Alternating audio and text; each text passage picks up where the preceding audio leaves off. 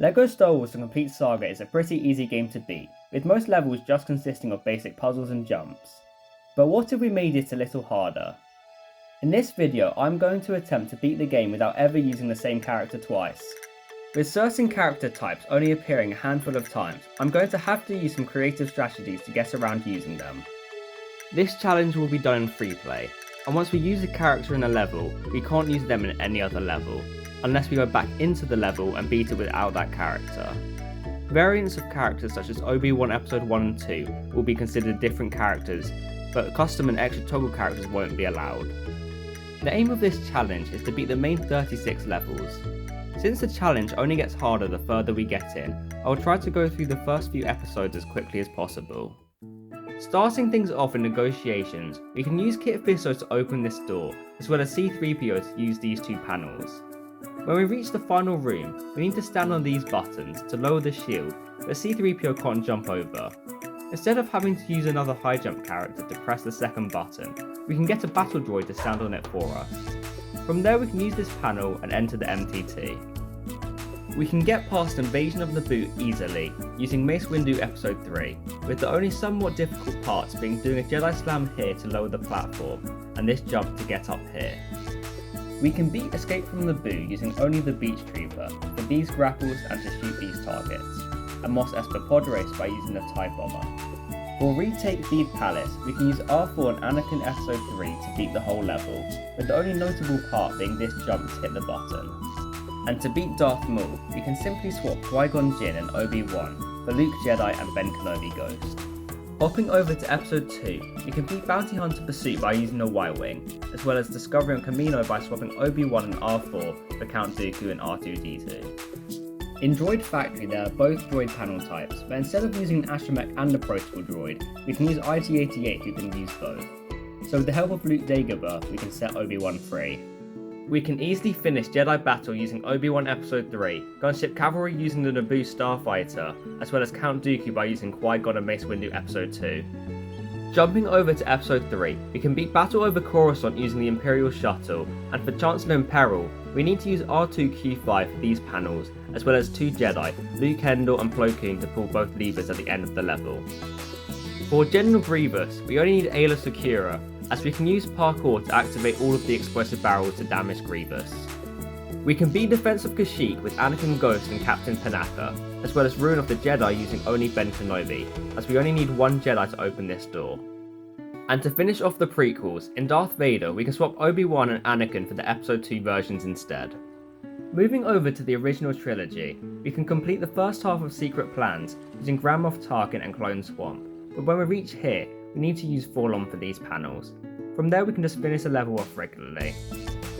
In the Jundam Waste, we can complete the first half using Yoda Ghost and Chewbacca, but once we're inside the Sandcrawler, we meet our first major obstacle of this run.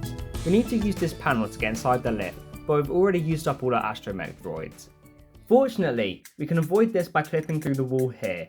This can be done by lagging the game, while standing on a destructible object. From there we can walk under the map and into the lift. In the next room, we need to use TC-14 to use this panel to exit the Sandcrawler. From here we can beat the level normally.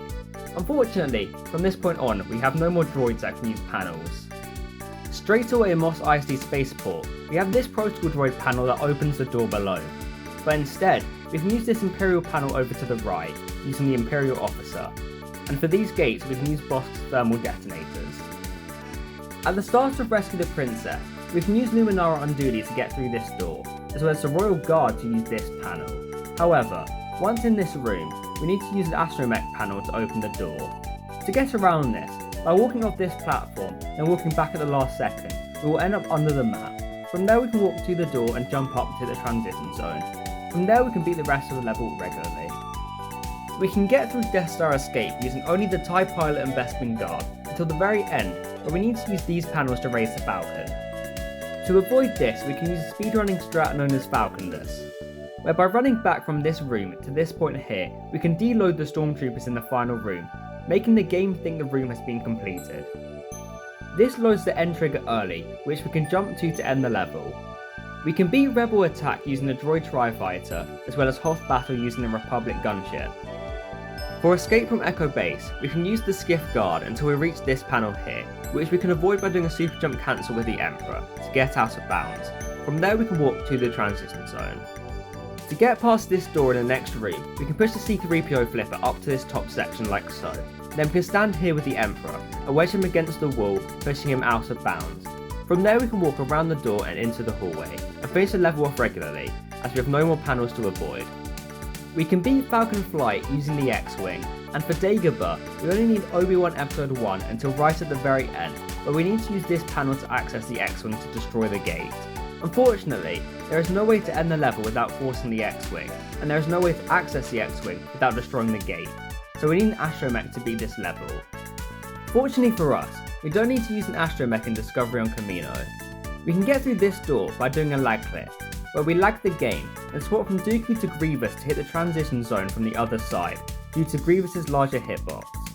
In the outside section, we can triple jump over this gap, then do another lag clip to get through the door. In the final room, we can avoid using this panel by using a strange trick. By letting the debris fall down on us, then letting the droids kill the player, we will actually spawn inside of the debris, where we can just walk through the wall and into the Jango Fett boss fight. This frees up R2, who we can use to beat Dagobah. Instantly in Cloud City Trap, we have an astromech panel that we need to get past. To avoid it, we can glide around the back of the room as Boba Fett, then drop out, as this triggers the AI to do a super jump. Since the transition zone is blocking the path of the super jump, it will cause the player to get stuck inside of it. This means we can simply drop them back in to get into the next room. To avoid this door, we can do a triple jump over it with Yoda. This is due to Yoda's strange hitbox, allowing him to clip through most ceilings in the game. In this Darth Vader fight, when Vader jumps up to the vent, instead of using the panels to get him to jump down, we can jump up to them like this. And from there we can just defeat Vader like normal. In Betrayal over Bespin, we can avoid this panel by jumping in this doorway and waiting for it to close right as our character hits the peak of their jump, pushing them out of bounds. From there we can walk under the map and past a door, where we can use Han Solo Hoth to use this dispenser to get up the lift. Later on in the level, we can get around this door by pushing our player out of bounds like so. Once below the map, we can walk all the way to the next door and jump back up on the other side. From there we can simply glide over with Jango Fett, then defeat all of the stormtroopers and enter the Falcon. We can get through Jabba's palace with Darth Vader and Dengar until we are blocked off by another set of panels. To get around these, we can clip Dengar out of bounds like so, and walk under the floor to this room here. In this room, we can avoid another panel using a lag clip on this object. But unfortunately, in the final room, we need to use one of these panels to release a Gamorrean guard, since a Rancor needs to be holding one to get damaged, and the level can't end unless a Rancor is defeated. However, once again, we have another level from earlier that can be beaten without an astromech.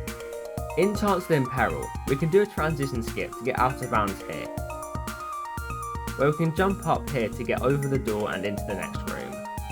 In this room, to avoid this panel, we can use a drop and warp to get player 2 to spawn out of bounds, where we can jump up to the Dooku boss fight. A drop and warp being when you drop a player in an unintended area by altering the camera angle. And for the final panel, we can use a lag clip with Droideka to get through the door. This frees up R2-Q5 to defeat the Rancor. In the Great Pit of Carkoon, we can use Shark T and Greedo to get inside the sail barge, where we can do a Jedi Slam to avoid using this panel here. Things go smoothly until the very end of the level, where we need to use this Proto Droid panel, as we can't destroy the target without using it. Luckily, in the Jundam Waste, we don't actually need TC-14, as we can triple jump over this door with Yoda Ghost, and do parkour to avoid the quicksand in these two sections. This means we can use TC-14 on this panel, and use Greedo to destroy the targets. Speed of Showdown is much simpler, as we can simply swap Luke and Leia for Ki-Adi-Mundi and Queen Amidala. In the Battle of Endor, we can use Jawa and Luke Bespin until this point here, where we need to use this panel to access these buttons to open the gate. Luckily, using Luke and Jar Jar, we can jump onto this pole here and over the gate to press both of these buttons. To get inside the shield generator, we need to use this panel here, but instead we can do a super jump like in Cloud City Trap to get stuck in the transition zone.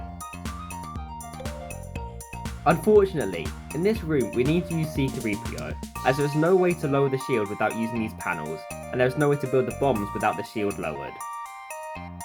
Luckily, we don't need to use C-3PO in negotiations. We can do a super jump to get around these panels, and in the final room, to avoid using this panel, we can do a transition skip in this doorway, and then walk under the map until we're right below the MTT, where we can do an up warp to hit the end trigger, so we can use C-3PO to finish this level. Jedi Destiny is a lot easier, where to defeat the Emperor, we can just use Darth Maul and Grievous' bodyguard. And finally, we can beat into the Death Star using Anakin's speeder.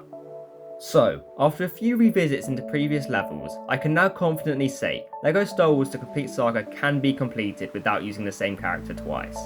Overall, the main difficulty of this challenge came down to the lack of droids that can use panels, with only 7 in the entire game. Luckily, I could use my knowledge I gained from my last video beating the game without droids to get around this. If you enjoyed the video, please don't forget to like and subscribe if you want to see more challenge videos like this. And as always, thanks for watching.